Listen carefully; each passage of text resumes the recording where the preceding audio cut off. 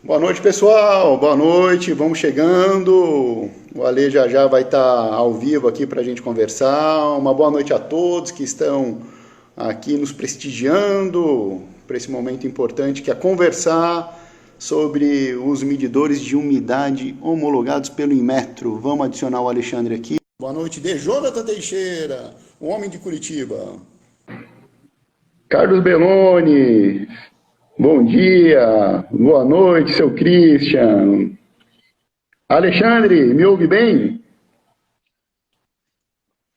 Tranquilo, alto e claro. Boa noite para todo mundo, hein? Satisfação muito grande estar aqui com vocês agora. Legal, Ale. Ale, vamos esperar 2, 3 minutinhos para o pessoal entrar aqui na live, né? O pessoal às vezes demora um pouquinho, está indo para casa, coisa e tal. Então, o pessoal está chegando aqui, né? Então, daqui a pouco a gente começa a live propriamente dito. Tudo bem com o senhor, seu Alexandre? Firme e forte, na luta. Brigando aí com o Covid e toda essa encrenca aí que acabou afetando a vida da gente. Mas, enfim, faz parte, estamos aí. Vamos superar mais essa. A gente já superou um monte de coisa difícil. Vamos derrubar esse coronavírus aí, ele não veio para ficar, não. Isso. O pessoal aqui pode ir falando da onde são, por gentileza, para a gente mapear quem está aqui nos ouvindo, nos assistindo. Eu vi aqui uma boa noite, Adair, uma boa noite, Monago, boa noite a todos. Eu vi que tem gente de Patrocínio, Minas Gerais, um abraço aos mineiros, né? Terra do queijo, do pão de queijo e da cachaça, produto orgulho nacional. Aí, Alfamari. Legal. Henrique, Formosa, Goiás presente. Um abraço, pessoal de Formosa. Legal. Adair da Cooperativa Integrada. Pessoal de Tibagi. Berlim. Stefan. Opa! Stefan. Opa, temos um internacional aí. Maravilha. Pô, que legal, que legal, que legal. Lar das melhores cervejas mundiais. Muito bom, muito bom. Ah, Nelson Francisco. Aí, Alfamari presente. Nelson Francisco, o homem de Itaqui. Ah, o Batu. Show de bola, Que delícia, pessoal. gente. Que delícia. Muito gostoso encontrar todo mundo aí. Bom, já ia adiantando para o pessoal que está aqui ouvindo a gente, aos internautas, né, que essa live, na verdade, é um bate-papo e a participação de cada um de vocês é super importante. Tá? Então, a gente conta com perguntas, dúvidas que vocês tiverem, elogios ou críticas também a gente aceita. São bem-vindas. São bem-vindos, justamente. Legal. Aqui o Francelino está aqui, presente também. Show de bola, João Américo, maravilha. Vitor Hugo, um abraço. Ao pessoal do Rio Grande do Sul, Rondônia, está também nos dando audiência, Alexandre Fernandes. Opa. O camisa 10. Dudu, camisa 11. Show de bola. Arroio Grande aqui, rapaz do céu, né? Região boa, cheia. Produtora de apoio. É verdade. Maravilha. Vamos lá então, né, seu Alexandre? Vamos lá, Dudu. Pau na máquina. A galera. Legal. Vamos começar então. Pessoal, mais uma vez, boa noite a quem está nos assistindo. Tá? Meu nome é Eduardo Bertini, eu sou engenheiro agrônomo. Sou formado na Unesp de Botucatu, tenho 2 MBAs, né? Um em agricultura biodinâmica e o outro em agronegócios. Sou casado com a Linda Suê, que eu acho que tá assistindo a gente aqui também, e pai do menino Yuri, o arteiro, né? Com 1 ano e 3 meses de idade.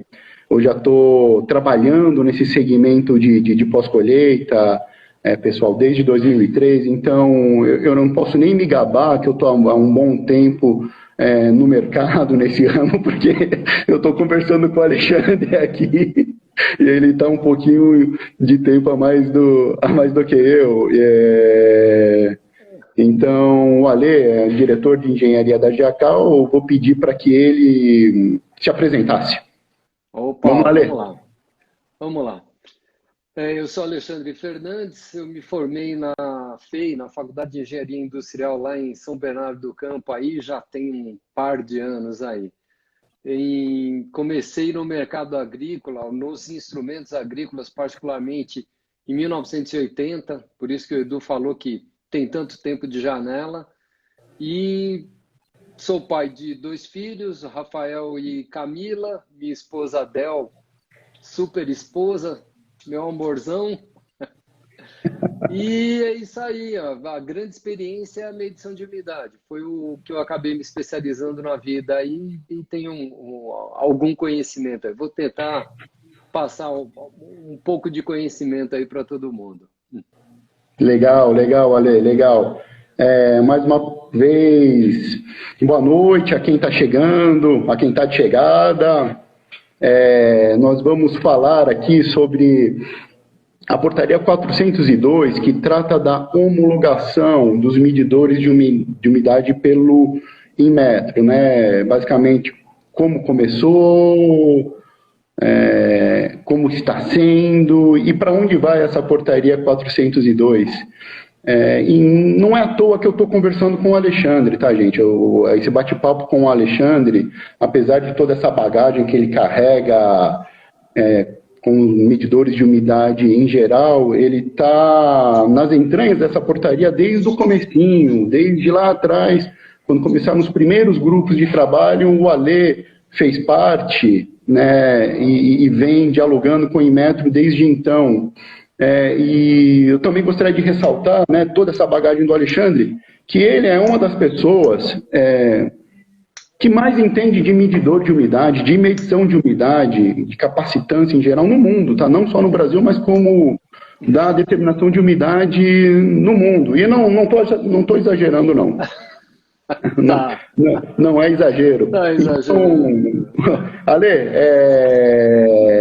vamos lá, né? Vamos prosear mais uma vez. Quem está vendo, vocês podem mandar perguntas, por favor, mande as perguntas que a gente pode até direcionar a nossa conversa de acordo com as dúvidas de vocês. Tá? A gente está sendo aqui auxiliado pela excelente Marcela e que vai estar aqui nos abastecendo caso vocês tenham alguma dúvida. Ale, como começou a portaria 402, meu amigo? Essa é uma grande sacada. Olha, faz já algum tempo, em 2006. 2006 foi o primeiro encontro lá no Rio de Janeiro, onde começou a se discutir se haveria necessidade de ter um regulamento para os medidores de umidade ou não. E na época, talvez o estupim tenha sido o Celso, lá do Paraná, do IPEM do Paraná. Ele botou uma pilha muito grande no Inmetro porque ele enxergava que existia um desequilíbrio na transação comercial. Na época se utilizava o medidor universal, era muito comum, já tinha os medidores capacitivos, mas também era utilizado, e existiam dificuldades nessa transação. A transação de compra e venda ela era afetada.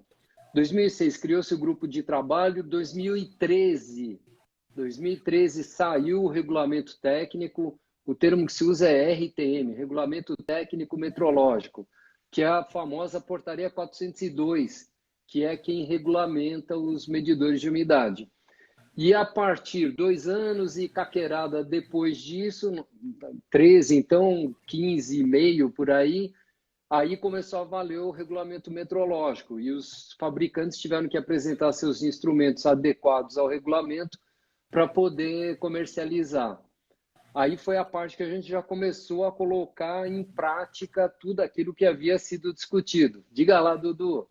Ale, só queria pontuar, que eu acho que é importante a gente deixar claro, que a portaria 402 regulamentos medidores de umidade para a transação comercial, né? Esse ponto, essa chave, né? Essa estrofe é muito importante para todo o contexto do nosso bate-papo aqui. Não, sem dúvida. O regulamento, todo regulamento técnico, ele tem um campo de aplicação. No caso dessa portaria, é a transação comercial. Então, aquela pergunta, eu preciso ter um medidor com modelo aprovado no meu secador? Não, não precisa ter.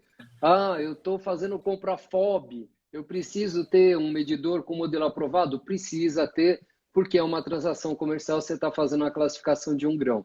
Então, toda vez que envolver a operação financeira, tem que ser utilizado o medidor de umidade. Esse é o campo de aplicação, é um dos pontos mais importantes de um regulamento técnico, que é onde vai ser olhado o instrumento. Deixa Legal.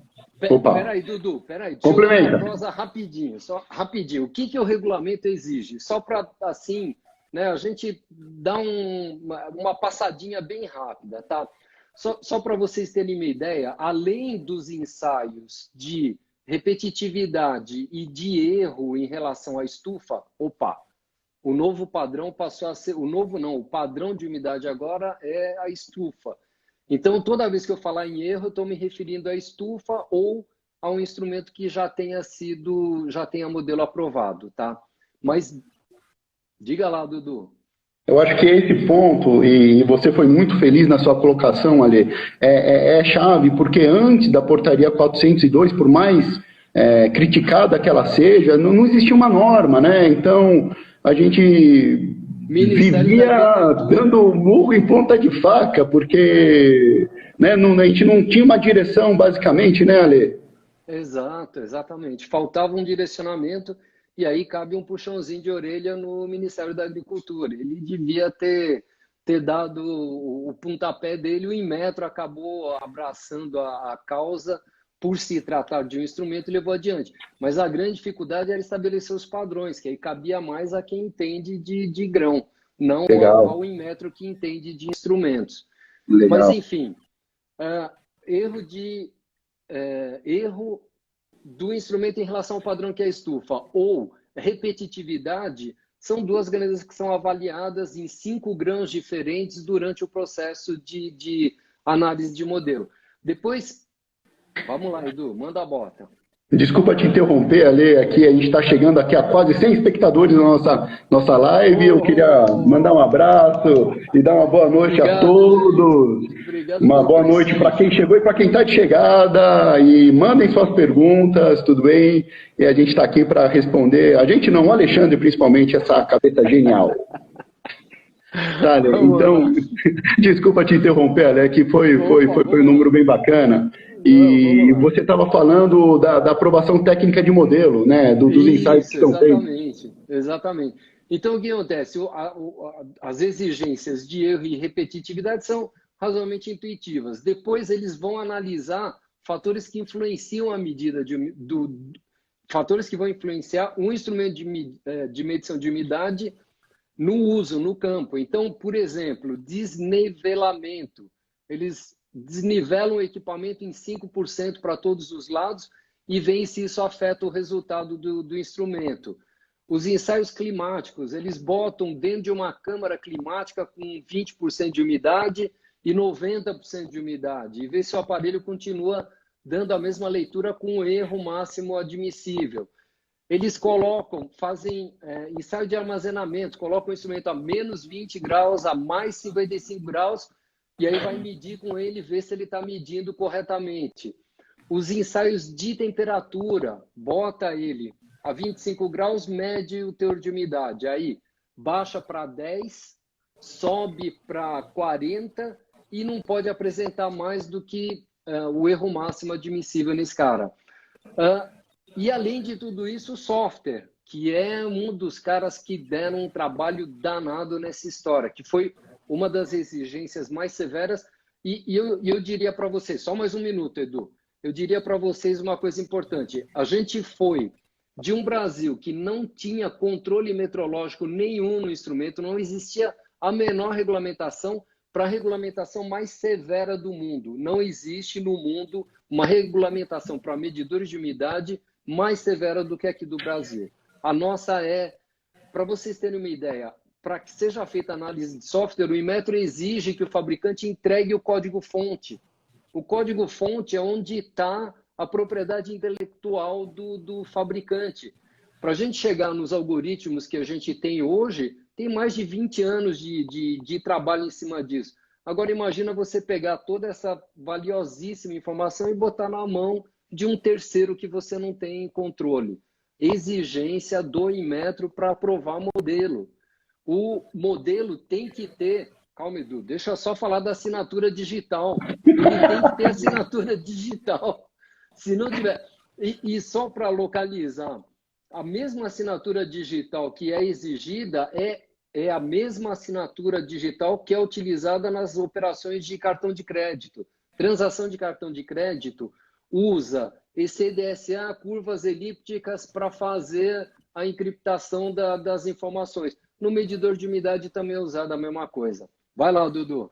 Legal, não, o comentário que eu queria fazer, parece que é muito fácil homologar um instrumento no Inmetro, então, Alexandre. Não. De fácil não tem absolutamente nada. Tanto é que tinha mais gente, tem mais gente que tem interesse, que está tentando ainda, mas é uma dificuldade muito grande. O nível de exigência é extremamente alto, muito alto mesmo. Legal. Então, poxa, né? Parabéns para os fabricantes nacionais que conseguiram aprovar os instrumentos nesse regulamento tão rigoroso, olha. Só para dar uma ideia, desculpa, é que eu já ouvi isso antes e talvez as pessoas acabem questionando. Por que o custo desse instrumento mudou tanto? Apesar dele ter a mesma cara. Ele tem a mesma cara, mas o coração é muito diferente. Para a gente conseguir atender os requisitos de software, foi uma equipe de 3 engenheiros trabalhando durante 2 anos. Isso para a gente conseguir conceber o instrumento e aí ser analisado pelo Inmetro e 1 ano e tralalá depois ter modelo aprovado e poder comercializar. Então vocês imaginam o tamanho do investimento e o tamanho do esforço para conseguir atender a todos esses requisitos. Vai lá, Dudu, falei demais. É um esforço titânico, a gente acompanhou das indústrias em geral, o quanto foi hércules isso, né? Não foi fácil, mas hoje em dia a gente tem aí algumas opções no mercado, isso foi muito bacana, né? A força da indústria nacional e a capacidade que a gente teve para conseguir atender esse regulamento técnico. Ale, mas legal, falamos dos aspectos técnicos, a gente pode entrar agora na parte prática, propriamente dita. Por que se deve comprar um medidor de umidade homologado pelo Inmetro, Ale? É um instrumento, eu acho que depois de tudo isso que eu falei, dá para acreditar que é um instrumento diferenciado, é um instrumento com uma precisão maior, com uma segurança maior. Quem está preocupado com compliance, certamente é um instrumento que vai atender esses requisitos. Ele é invulnerável, é impossível alguém se conectar nesse instrumento e tentar adulterar alguma coisa dentro dele. Então, ele dá muita confiança, dá transparência, tem todo o peso do Inmetro por trás dessa avaliação, todos os ensaios que eu comentei agora. Então, é um instrumento com uma confiabilidade muito mais alta do que os demais. E, por favor, prestem atenção no campo de aplicação. Se é uma transação comercial, é obrigatório que seja utilizado esse instrumento. Se não for uma transação comercial, pode ser, a gente tem casos de pessoas que falam, não, eu quero me resguardar e eu quero ter uma medida de qualidade, uma medida que eu possa confiar antes de vender meu grão.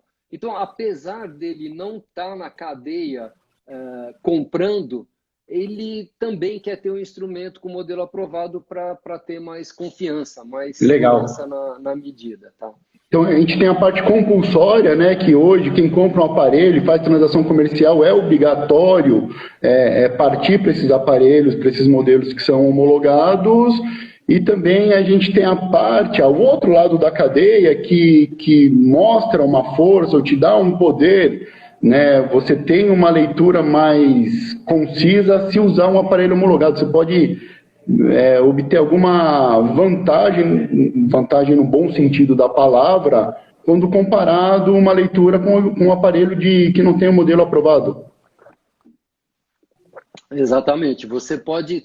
Não dá para dizer. O modelo aprovado ele tem o controle não só do instrumento, mas da curva de umidade que tem embutida lá dentro. E essa curva é controlada pelo Inmetro. A cada 2 anos, o fabricante é obrigado a verificar se a curva está medindo corretamente e entregar um documento para o Inmetro dizendo, olha, minha curva está ok, vou revalidar ela, ou vou fazer um pequeno ajuste nela e colocar no mercado. Quando você tem um instrumento que não é controlado, não dá para afirmar nada. Pode ser que alguém tenha feito algum ajuste malicioso ali e o resultado... A palavra é confiabilidade, transparência. É isso que um instrumento homologado vai oferecer. E isso não é só aqui. Nos Estados Unidos é assim, na Europa é assim. Então, do mesmo jeito que a gente tem a balança com modelo aprovado e controlada também, o medidor de umidade entrou no mesmo cenário. Diga lá, Dudu. Legal. A gente recebeu aqui uma afirmação do MFB Rodrigues, um abraço, e que ele está dizendo que essa obrigatoriedade da 402 caiu, né, da homologação de acordo com o ofício da DIMEL número 39, tá, para transações comerciais. Rodrigues, o seguinte, tá, a gente vai abordar esse tema do ofício 39 daqui a pouquinho, tá bom? Não caiu não, tá? Uma coisa complementa a outra e elas são bem diferentes, tudo bem? Registramos aqui a sua afirmação e a gente vai discutir dela daqui a pouco, em breve. Beleza. É isso aí, Ale. Pode falar. Não, eu estou me coçando de vontade de falar agora. O que você quer que eu fale agora? Não, então fala. Bom, vamos falar do ofício 39, então, né? A pergunta é, um aparelho, né, que se enquadra dentro do ofício 39, que trata da lacração dos aparelhos, de uma pós-reparo de um aparelho que não é homologado, substitui um equipamento que é homologado pelo Inmetro com verificação inicial? Não vamos. É importante a gente não misturar as duas coisas. Vamos lá. Eu vou contar um cenário para a gente se localizar assim bem breve, tá? Imagina a seguinte situação: o Inmetro solta o regulamento, o Inmetro vai fazer fiscalização na rua dos instrumentos e o Inmetro só pode verificar instrumentos que têm modelo aprovado. Pelo regulamento, somente instrumentos com modelo aprovado é que podem ser verificados pelo Inmetro. Então, imagina, a gente tem uma quantidade enorme de instrumentos que estão em uso, que têm uma data de validade para serem utilizados. O Inmetro criou regras de obsolescência para que se obrigue o mercado a devagar e substituindo os instrumentos que já tem hoje por instrumentos com modelo aprovado. Diga lá, Dudu, quer questionar alguma coisa? Ou... Não, é que você tem uma travada aqui, Ale. Pode continuar, por favor. Opa! Então, o que acontece? Existe uma quantidade enorme de instrumentos que estão em uso no mercado que o Inmetro não podia fiscalizar. O que o Inmetro fez? Criou um ofício circular, primeiro foi o 18, depois o 39. E nesse ofício ele diz o seguinte: quem tem um instrumento que não tem modelo aprovado e que está fazendo transação comercial e que ele está dentro da data de validade, dentro da data de obsolescência, não estourou o período de obsolescência desse instrumento, ele pode levar num IPEM, ou numa oficina autorizada, e colocar um selo de reparado. É um selo de reparado. Não confunda selo de reparado com um modelo aprovado. Apesar de ser parecido, é muito diferente as duas coisas. Você coloca um selo de reparado, esse instrumento é cadastrado no sistema do Inmetro e o Inmetro passa a verificar esse instrumento, passa a acompanhar a vida desse instrumento e pode, a qualquer instante, ir lá fazer uma verificação nesse instrumento. Os fabricantes devem, só para complementar, os fabricantes devem tirar a possibilidade de ajustes. Não pode ser feito ajuste nesse tipo de instrumento. O software é diferente do software que existia antes, que esse instrumento tinha antes. Não é permitido ajuste. Ele vai para a oficina, ganha um software novo, ganha o selo de reparado e vai, durante o período permitido, antes da obsolescência dele, ser utilizado em transação comercial. E o Inmetro aí passa, através do IPEM, a ter o direito de verificar esse instrumento. Então, antes ele não tinha como. A partir do ofício circular 39, ele adquire o direito e ele passa a verificar também esses instrumentos. Vai lá, Dudu. Espero que eu tenha legal. Legal. Acho que um ponto que tem que deixar muito claro é que eu acho que são 2 pontos ali. Primeiro, que os instrumentos que ganham esse selo de reparado, mesmo não tendo a verificação inicial ou aprovação técnica de modelo, eles têm que cumprir o prazo de obsolescência, que a gente ainda não falou. Tá? Então, ele tem uma vida útil para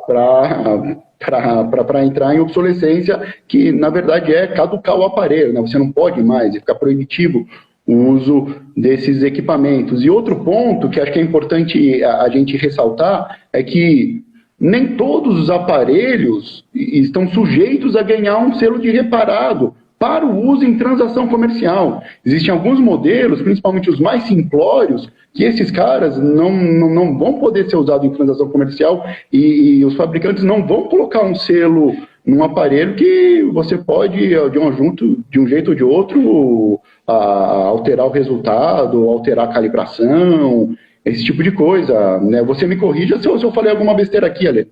Não, tá certo, exatamente. Tem que ser instrumentos similares aos instrumentos que têm modelo aprovado. Aí tem instrumentos mais simples que são utilizados pelos fazendeiros e tal, que não são adequados para transação comercial. A ideia que o INMET defende, é lógico, o mais importante, é que haja a menor dependência do operador possível. Só para relembrar, talvez tenha rapaziada aí que não chegou a conhecer o medidor de umidade universal. Ele era totalmente dependente do operador.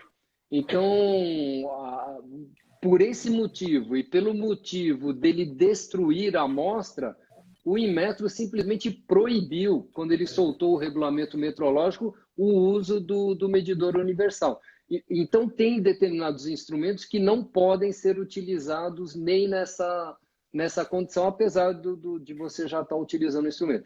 Agora, não esqueçam, a gente já falou diversas vezes, em transação comercial. Então, se eu quero utilizar esse instrumento lá no meu secador ou qualquer outro ponto do meu processo de fabricação, de secagem e tal, ok, não tem problema nenhum. Ele não vai... Ninguém do IPEM vai lá te incomodar porque você está usando no teu secador um instrumento que não tem modelo aprovado. Se for transação comercial, aí não tem argumento. Vai lá. Legal. Chegou uma pergunta aqui, um questionamento do Raimundo Jeová Martins, dizendo o seguinte: ele está perguntando se essa portaria vale apenas para comercialização de grãos destinada à alimentação. Ele não cita se é alimentação humana ou animal, mas enfim. Não importa. Primeiro, obrigado aí por estar prestigiando a gente, mas não importa o destino. O que o Inmetro quer cuidar, o que ele está preocupado em monitorar é toda a transação que envolva dinheiro. Porque é a velha história. Quando envolve dinheiro, sempre tem desvios nesse cenário. É o caso só para citar um exemplo, a balança eletrônica do supermercado. Você pesa todo tipo de produto ali e você atribui preço em função daquele produto. Então, independente do uso da balança, ela tem que ter o modelo aprovado. Para o medidor de umidade é a mesma coisa. Transação que envolva dinheiro, transação comercial, independente do destino, tem que ser utilizado um instrumento com modelo aprovado. Perfeito, perfeito. Acho que ficou bem esclarecida. O Raimundo até fala aqui que é alimentação humana, mas o Ale já matou esse ponto. É transação comercial independente, o destino dela. Isso. Tá. Legal. Ale, um ponto cabeludo, espinhoso, eu posso dizer, que chama a atenção do mercado, que trata-se das diferenças entre instrumentos. Tá? Eu acho que vale a pena a gente falar um pouco disso. Qual que é a diferença tolerada entre, por exemplo, instrumentos que são homologados? Então, entre instrumentos, desde que eles estejam dentro do erro máximo admissível, está valendo. Pode acontecer que algum instrumento dê uma leitura um pouquinho para um lado, um pouco para o outro, mas essas diferenças vão ser muito pequenas e vão estar contidas dentro dos erros máximos admissíveis. Só para localizar, na verificação inicial de um instrumento, o erro máximo admissível é 0,4% até 16%, comparando com estufa. E a partir daí para cima é 0,025% do valor. Então, por exemplo, se em 20% seria 0,5%, tá? Se for comparado instrumento com instrumento, é 0,2%, o erro máximo admissível entre o instrumento padrão e o que você tá avaliando. Então, a tendência com um rigor tão alto desses daí é que os fabricantes convirjam para um mesmo resultado. Como a cada 2 anos tem que ser revista a curva, tem que ser entregue no Inmetro, tem que ser assinada pelo Inmetro, digitalmente assinada pelo Inmetro, eles guardam isso como um documento. Então, eu te garanto que podem acontecer pequenos desvios, mas a tendência é que convirja todo mundo para a mesma leitura e dando erro máximo. Diga lá, Dudu. Acabou de chegar uma pergunta aqui do Thiago Borto. Obrigado, Thiago, pelo questionamento. E ele fez uma pergunta super pertinente aqui, que ele está perguntando qual que é a variação aceitável em uma mesma amostra. Eu acho que ele está se referindo, Alexandre, a mesma amostra sendo repetida várias vezes no mesmo instrumento. Sim, 0,2% é o aceitável. E não esqueça, deixa eu falar um detalhe importante. Quando é feita a verificação inicial, é analisado o desvio padrão das amostras. Então, você faz, no caso, por exemplo, do milho, 6 repetições e calcula o desvio padrão. Se ele estiver fora de 0,1%, é pau no instrumento. Então, existe um rigor muito grande na verificação inicial e, posteriormente, os instrumentos. Aí eu posso responder pelos instrumentos da GAK. Com teores de umidade até 20%, você não vai ter diferenças maiores que 0,2. 0,2 eu estou exagerando. É 0,1, 0,2 entre uma leitura e outra. E o Inmetro obrigou que existisse, que todo instrumento tenha a possibilidade de trabalhar com 2 casas decimais para facilitar o arredondamento. Então, você pode também ativar essa função e aí fazer uma estatística e entender um pouquinho melhor como é que teu instrumento está desempenhando, tá? Perfeito. Tem uma pergunta aqui do Eudes Waiter. Obrigado, Eudes. Se for o Eudes da Coatol, valeu, Eudes, pela pergunta, que faz um questionamento aqui que chega a dar calafrio. Mas vamos lá. O Eudes está perguntando se os grãos verdes, né, os grãos imaturos, interferem na leitura de umidade. Tá?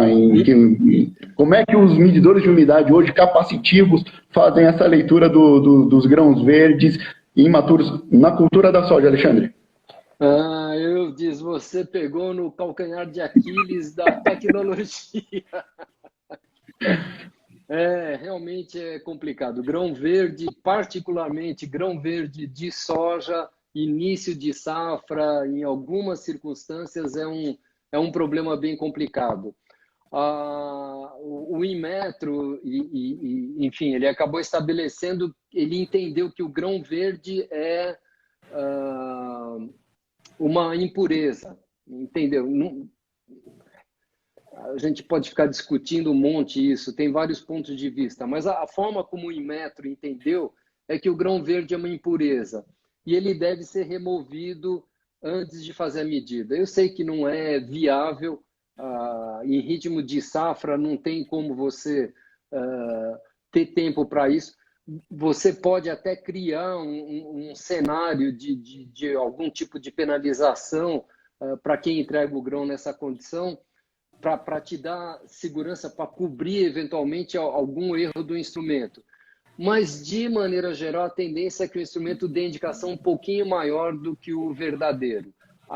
O processo capacitivo ele vai pegar a média dos grãos. Se tiver muito grão verde, a tendência é que ele dê um teor de umidade um pouco mais alto do que a verdade. Mas é muito difícil dizer, muito difícil de prever, e, infelizmente, nenhum fabricante conseguiu resolver isso daí. É uma limitação que todos têm, por isso que eu saí dizendo que é uma limitação da tecnologia. Infelizmente, me desculpa, mas talvez um dia a gente encontre uma solução. Estou perdendo até uns cabelos aqui pensando nisso, mas no momento ainda não temos a melhor solução para isso. Espero que eu tenha agradado a tua pergunta.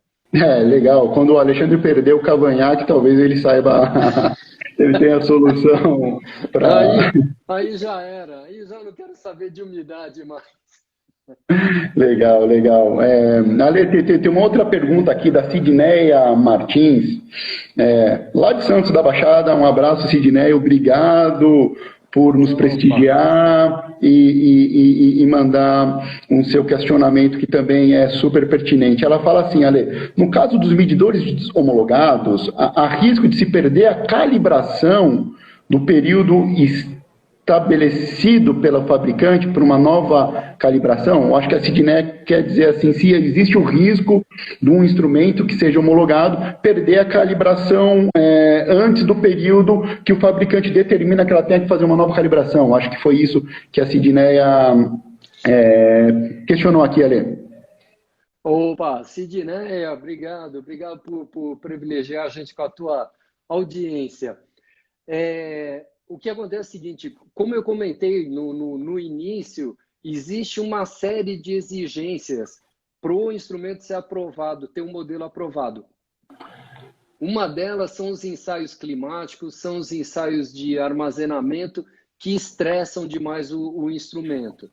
O instrumento tem que ter proteções para que falhas, parâmetros que saiam fora dentro de limites extremamente apertados, o instrumento pare de medir. Isso daí é uma obrigação do fabricante. Então, por exemplo, tem um desvio na balança, tem um desvio no capacímetro, tem um desvio no termômetro, o medidor de densidade do grão não está ok. Tudo isso tem que gerar erro e o instrumento tem que parar de medir. Então, o que eu posso dizer? Sim, pode trabalhar com confiança durante um ano. Sempre cabe aquela análise. No meu sistema, esse instrumento ele pode causar um prejuízo grande? Se você sabe que isso é verdade, procura fazer a manutenção um pouquinho antes. Abrevia a manutenção para você ter uma segurança maior.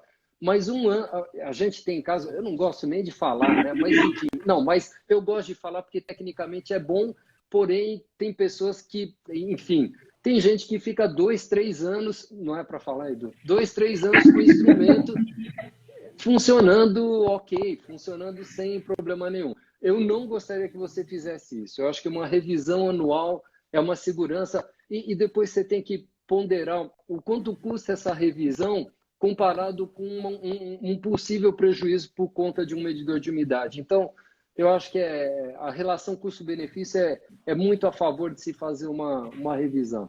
E o legal, Ale, só compartilhar também, eu já presenciei um caso de o ambiente era tão hostil, eles estavam classificando num terminal ferroviário, era uma controladora, e no Mato Grosso, dentro de um container, mexendo 100% com farelo de soja. O ambiente era tão hostil, que essa empresa estabeleceu um período, por exemplo, de a cada 3 meses mandar fazer a revisão, porque realmente era... Eu nunca vi uma coisa tão extrema. Agressiva, justamente. Legal. Bom, a gente tinha um roteiro para falar aqui, que montava uma estrutura de pensamento, mas estão chegando aqui algumas perguntas, então vamos conversar com o pessoal, Ale, e quando dá a gente vai encaixando aqui, né, na ordem da portaria em si. Tá, o Thiago, ele pergunta qual que é a metodologia. Primeiro, Thiago, obrigado por estar nos assistindo aqui e por ter mandado aqui a sua dúvida, né? Qual que é a metodologia adotada para verificação do Inmetro nas empresas? Boa questão. Em relação ao teste do equipamento, em relação às amostras. Isso. Acho que a dúvida do Thiago, ele está perguntando como é que o Inmetro vai fazer essa fiscalização a campo, se ele vai usar um aparelho ou se ele vai usar a amostra. Tá, ok. E eu entendi que ele também quer saber da verificação inicial, né, Thiago?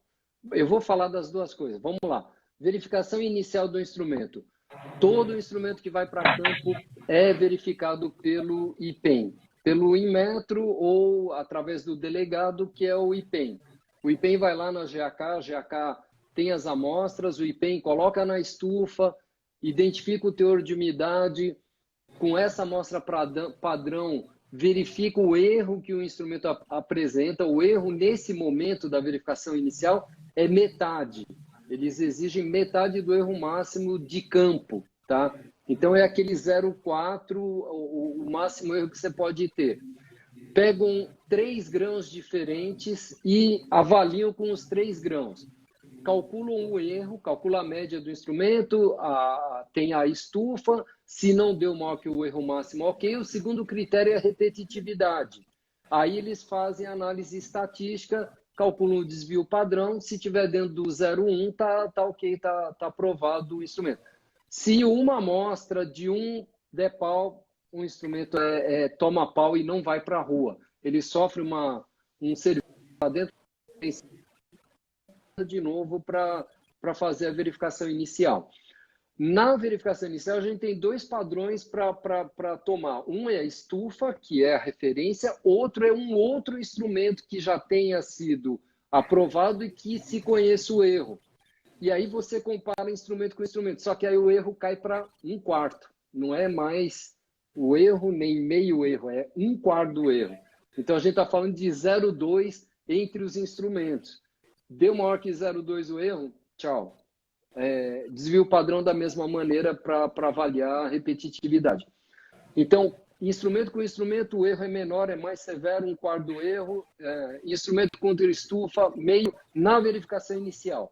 Em campo, o procedimento é exatamente o mesmo. Ou instrumento contra instrumento, ou instrumento sendo verificado contra estufa. Só que o erro é o erro máximo, é aquele 0,8%, tá ok? O procedimento é o mesmo da inicial, só os erros são diferentes. É o dobro do erro que é utilizado na inicial. Espero ter respondido o teu questionamento. Ale, eu acho que um ponto que o Thiago salientou aqui foi como que o Inmetro vai fazer isso a campo, se ele vai usar um instrumento e uma amostra. Mas espera um minuto, não responde ainda, porque eu gostaria aqui de agradecer todo mundo que está assistindo a gente, aqui já são mais de 110 pessoas. Por favor, gente, participem, tá? A participação de vocês enriquece o conteúdo. Usem e abusem do conhecimento do Alexandre, porque não é fácil para esse homem durante 1 hora para conversar com a gente, tá? Então, por favor, enviem suas perguntas e a gente vai respondendo assim que possível. E, se em algum momento a gente não respondê-las, a gente vai deixar disponível nas nossas plataformas todas os questionamentos. que vocês fizeram e a gente, por algum acaso aqui, não conseguiu responder durante a live, porque o Instagram derruba a gente depois de 1 hora, tudo bem, pessoal? Mais uma vez, obrigado. E, Ale, voltando para... Quer falar alguma coisa, Ale? Não, eu só ia relembrar que as perguntas não respondidas ao vivo serão respondidas no site. Então, ou até pessoalmente a gente vai entrar em contato e esclarecer. Então, não se preocupem, façam as perguntas, elas vão ganhar a resposta. Vamos lá, Dudu. Não enrola não, Dudu. Você é ótimo, Ale. Vamos lá. Voltando para a pergunta do Thiago, né? Ele quer saber, e também isso é uma dúvida enorme no mercado, no segmento em geral, que fala o seguinte: como é que o Inmetro e se o Inmetro vai a campo fiscalizar esses equipamentos que estão sendo usados dia a dia? Sim, exatamente. Um dos pontos importantes do ofício 39 é exatamente esse. O Inmetro ele ficou num cenário que, com o regulamento, ele só poderia verificar instrumentos que tinham modelo aprovado. Só que existem todos os outros instrumentos em uso e que vão estar em uso durante o período de obsolescência deles. Para esse caso, no início, eles não podiam verificar, então ficava um troço aleijado. Para incluir também, eles simplesmente fizeram esse ofício 39. Fizeram o ofício 39 e, com ele, o Inmetro adquire o direito de fazer a verificação de qualquer instrumento, mesmo que não tenha modelo aprovado. Não tendo modelo aprovado, ele pode verificar, mesmo que o instrumento não tenha o selo de reparado. Um instrumento que não tem modelo aprovado foi para uma assistência técnica credenciada pelo Inmetro, recebeu o selo de reparado, entrou na base do Inmetro, ele vai ser verificado. Mesmo que o instrumento não tenha o selo de reparado, por conta do ofício 39, o IPEM pode ir lá. Quando eu falo Inmetro, o IPEM é o delegado do Inmetro, tá? Então, nos estados, o IPEM é que vai fazer essa verificação, mas eles passam a ter o direito de fazer a verificação e tudo, e é passivo de multa. Se houver uma distorção que seja significativa ou que se identifique que é dolo, a multa é muito alta, ela é equivalente a 2 medidores de umidade homologados. Então, eles têm esse poder, eles podem descer a caneta e a coisa fica muito complicada. A gente teve o caso, não vou citar quem, de pessoas que não queriam deixar de utilizar o Universal. E eles foram avisados e o Inmetro, o IPEM voltou lá, já havia avisado, eles continuavam utilizando, ele caçou os instrumentos. Ele tem o direito de pegar o instrumento e levar embora para o IPEM. E fez o auto e tacou multa e tudo mais. Então, cuidado, porque o Inmetro e o IPEM tem um borrachão pesado, viu? Verdade. Ale, eu acho que um ponto que acho que vale a pena a gente mencionar aqui, né, nesse bate-papo, que é relevante, vou te fazer uma pergunta, porque você está mexendo com o Inmetro, com portarias, de diversos instrumentos, né? Vou te fazer primeiro uma pergunta. Você já viu algum regulamento técnico, algum RTM cair? Porque existe uma expectativa por parte do segmento que fala, não, isso daí amanhã está fora,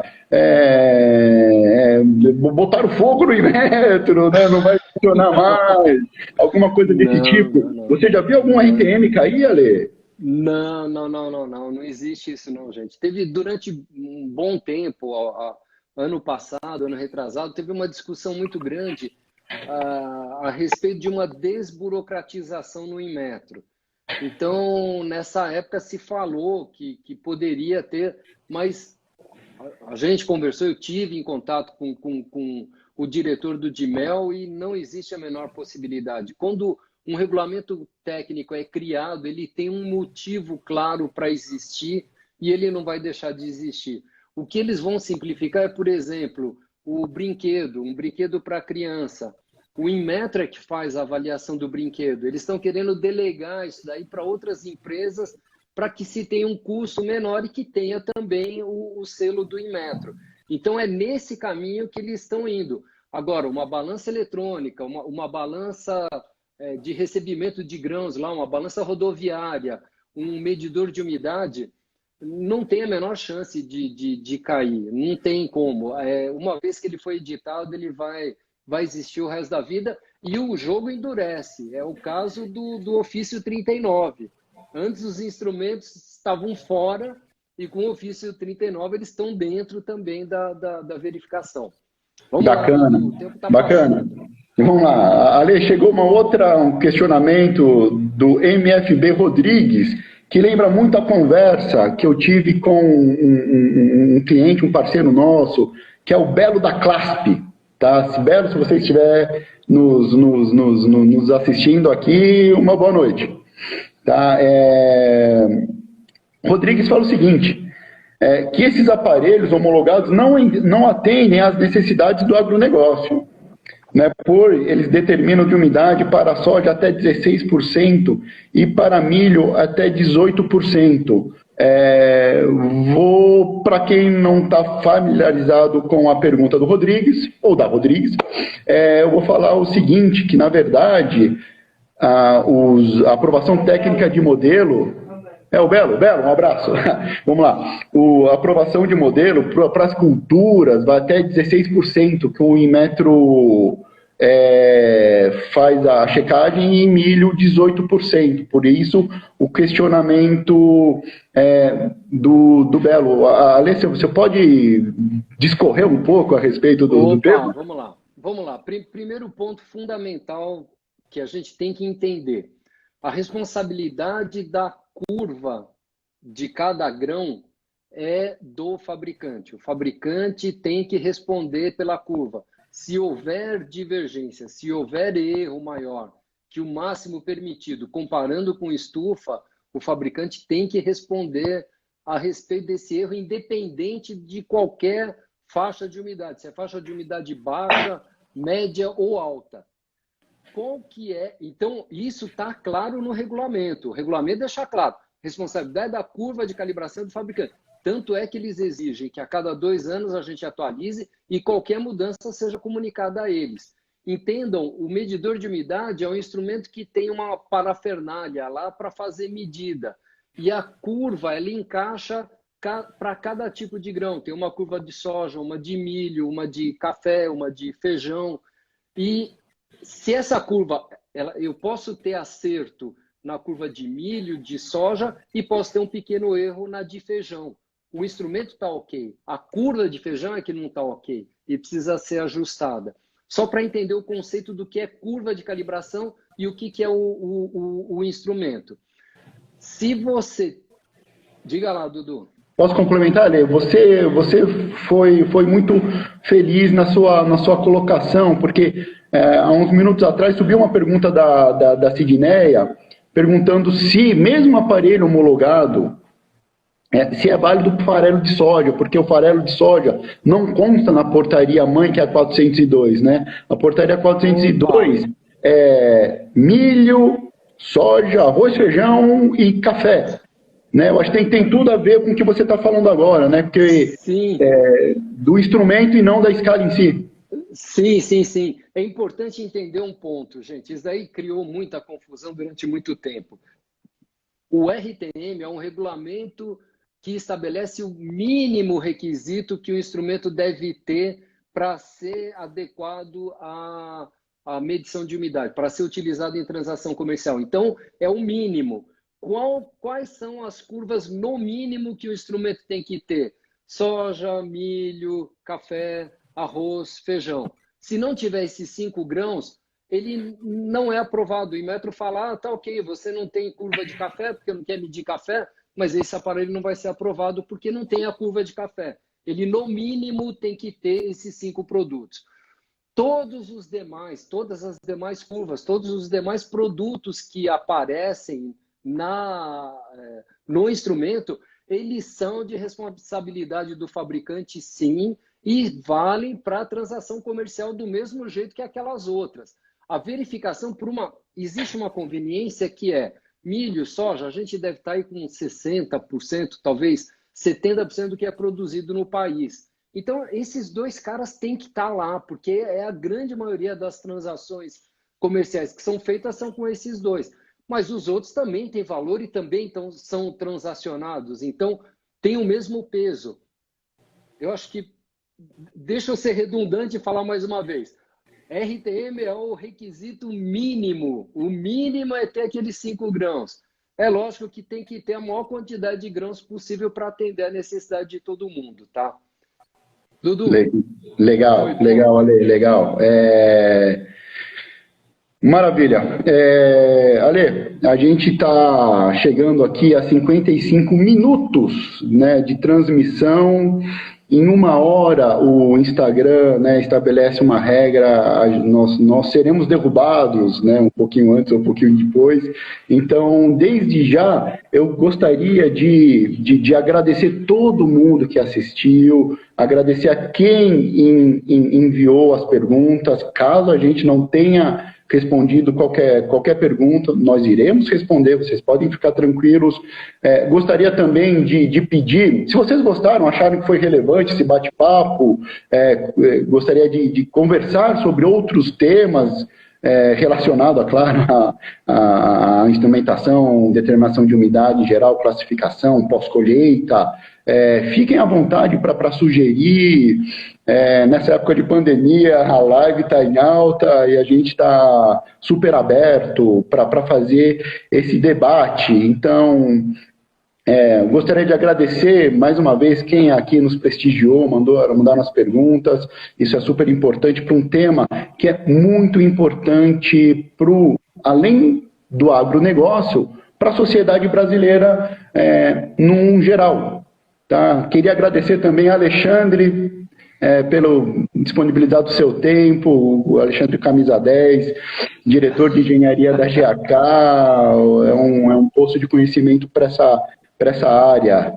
Então, Ale, se você quiser falar alguma coisa, aproveite. Falou pouco hoje?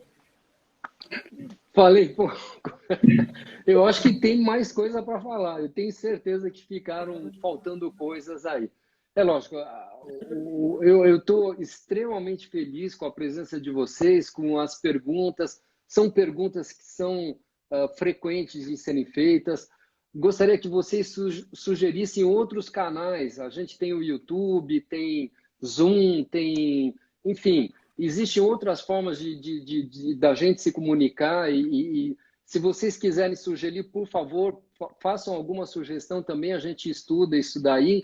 E não esqueçam que a gente está lá na GAK, alexandre@gak.com.br, manda um e-mailzinho para mim, manda para o Edu, e a gente certamente vai te responder a pergunta, vai ligar para você e vai conversar e vai tentar esclarecer aí da melhor forma possível. Muitíssimo obrigado, obrigado pela... Edu, obrigado a você, Edu. Você foi 10, meu. Que é isso, Ale? Mandou Podemos? muito bem. E vamos lá, vamos em frente, gente. Vamos. Um abração forte. Calma aí, Ale. Vamos aproveitar esse tempo que a gente tem aqui, que tem uma pergunta aqui também bem legal, do Léo Silva Vidal, tá?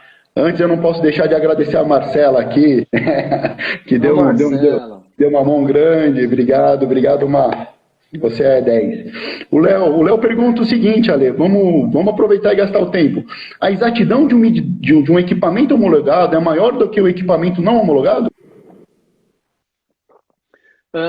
Se você tiver, eu posso responder, agora você me desculpa, eu posso responder pelos instrumentos da GAK. No caso da GAK, se você tem um G939, a gente coloca o mesmo software do G1000, exceto a segurança que o Inmetro exige, com as mesmas curvas do G1000, e ele vai dar exatamente a mesma medida. A precisão do instrumento é exatamente a mesma, desde que esteja utilizando a última versão de software, que é a versão que tem as curvas aprovadas pelo Inmetro, controladas pelo Inmetro. Se você tiver um G1000 e tiver um G939, depois de ter passado por esse serviço, os dois vão dar o mesmo resultado na medida. Vai lá, Dudu. Ale, desculpa te interromper, acabou de aparecer um cronômetro regressivo aqui na tela. Nós estamos em vias de cair. Mais uma vez, agradeço a todo mundo pela participação, pelo envio de perguntas. Caso ficou alguma dúvida, tenho muito interesse em automação dos processos. Daí, vamos conversar